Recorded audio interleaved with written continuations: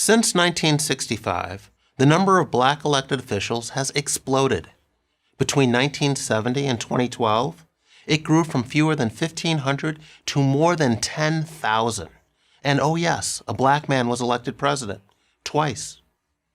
Conventional wisdom would suggest that all these political gains would lead to economic gains, but that has not proven to be the case. In fact, during an era of growing black political influence, blacks as a group progressed at a slower rate than whites, and the black poor actually lost ground. Why was the conventional wisdom wrong? Because it was based on the incorrect assumption that politics was the pathway to black progress.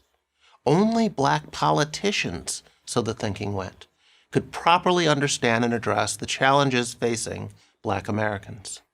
It wasn't stable families, hard work, or education that would lift blacks into the middle class. It was more black city councilmen, congressmen, and senators. But the evidence, even according to liberal social scientists like Gary Orfield, indicates that there may be little relationship between the success of black leaders and the opportunities of typical black families.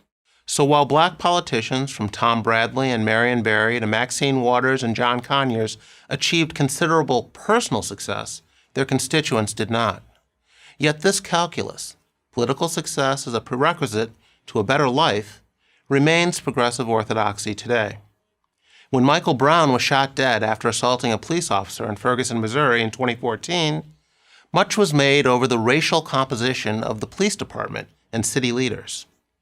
But if black representation among law enforcement and city officials is so critically important, how do you explain the rioting in Baltimore the following year, after a black suspect there died in police custody?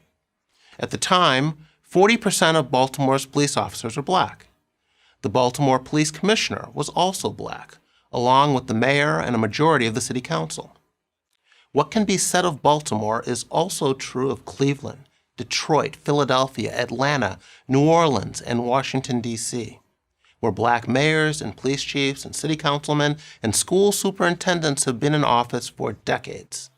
But to what end? As I document in my book, False Black Power, when blacks had little political power, they nevertheless made significant economic progress. In the 1940s and 50s, black labor participation rates exceeded those of whites. Black incomes grew much faster than white incomes, and the black poverty rate fell by 40 percentage points. Between 1940 and 1970, that is, during the Jim Crow era, with its racist laws, and before any affirmative action, the number of blacks in middle-class professions quadrupled. In other words, racial gaps were steadily narrowing without any special treatment for blacks. And then came the war on poverty in the mid-60s. This was supposed to close the gap once and for all. Yet despite billions of dollars of government assistance in the form of welfare payments, housing projects, and enforced hiring programs like affirmative action, black poverty rates remained unchanged relative to white poverty rates.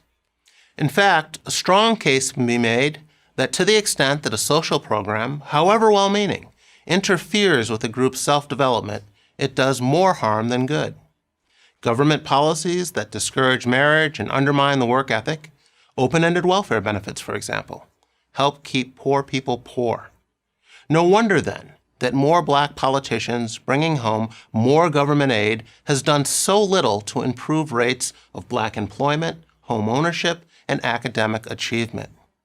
As economist Thomas Sowell explains, the relationship between political success and economic success has been more nearly inverse than direct.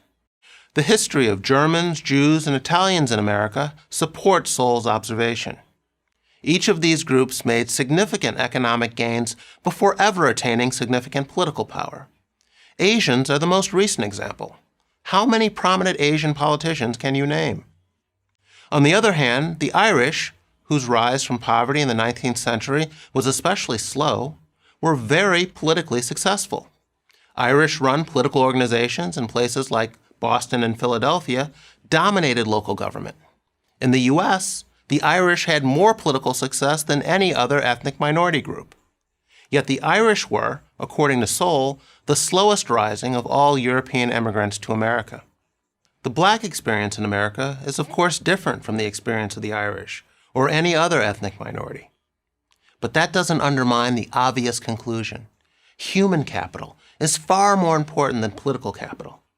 And the formula for prosperity is the same across the human spectrum. Traditional values such as marriage, stable families, education, and hard work are immeasurably more important than the color of your congressman, or senator, or police chief, or president.